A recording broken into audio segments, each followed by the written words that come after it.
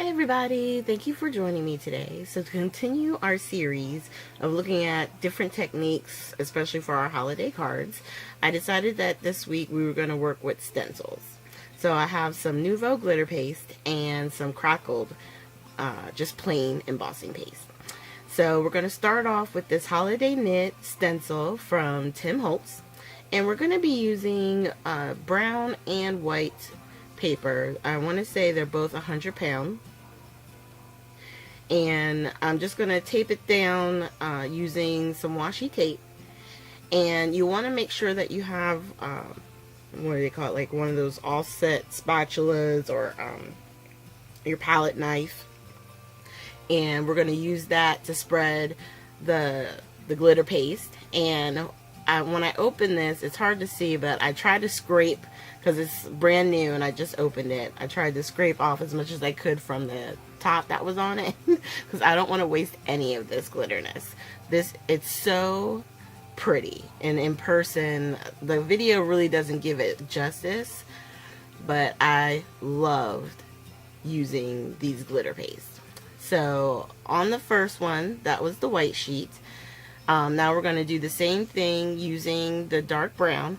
Now the key with using glitter paste or any type of paste, whether it be the regular embossing, the crackled, textured paste, whatever it may be, you just want to make sure you get your stencils and your palette knives, whatever it is you're using, into water, soapy water, as soon as possible, okay?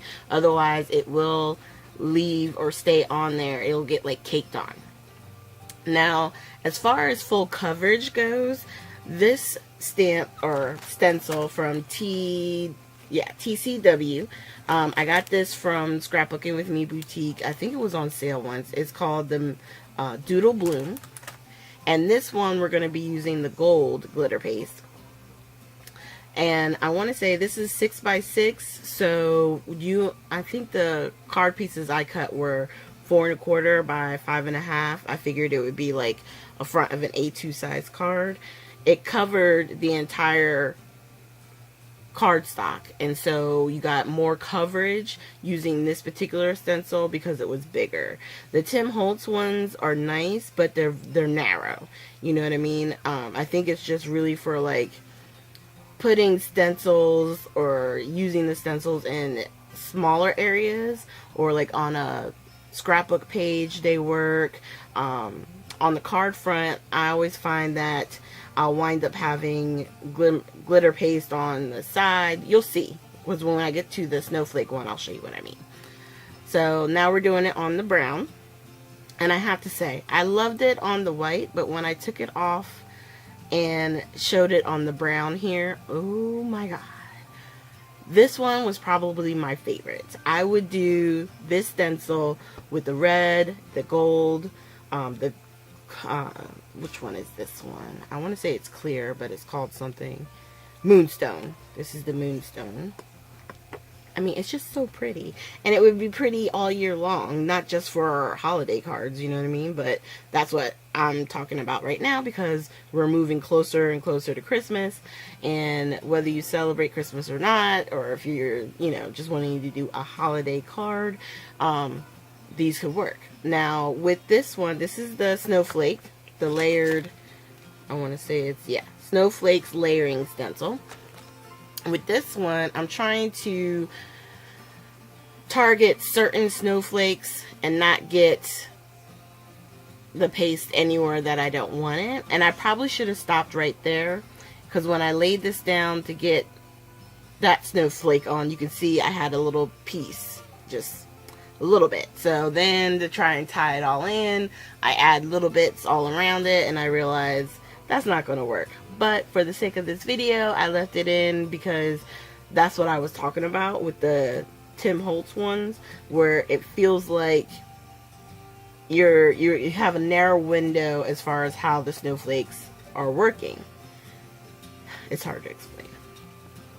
Alright, so we're going to move on, because though I do like that snowflake one, and I think it's really pretty with the Moonstone, I wanted to use this other one I had, which was the Ornate Layering Stencil, also by Tim Holtz.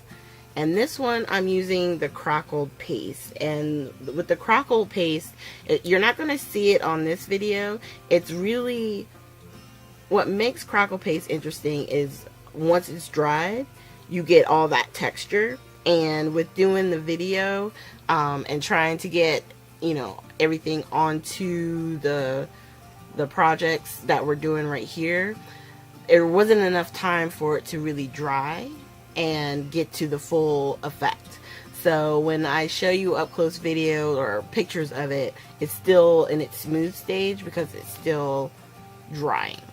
But what's cool about crackle paste is when you use your sprays, like your Lindy sprays, if you have those. I have a lot, not a lot, but I have the Color Bloom 2 sprays. They'll work with that too. So you can see here a little bit of the warping I was telling you about. You can kind of see how the paper is bowing. That's because it's still drying, and it's, you know, like I told you, because of the wet product, it does mess with the paper, even though this is heavier cardstock than most, you know, than we mostly use. So it's hard to see the snowflake one, but it has a really pretty iridescent. And then this one, like I was telling you, is the crackled paste. And you could see on the brown, you see how you have the edges on each side? That's what I'm talking about, because the Tim Holtz ones, you're stuck to the exact size that the stencil is. So on an A2 size card, you wind up having to use it in a different way.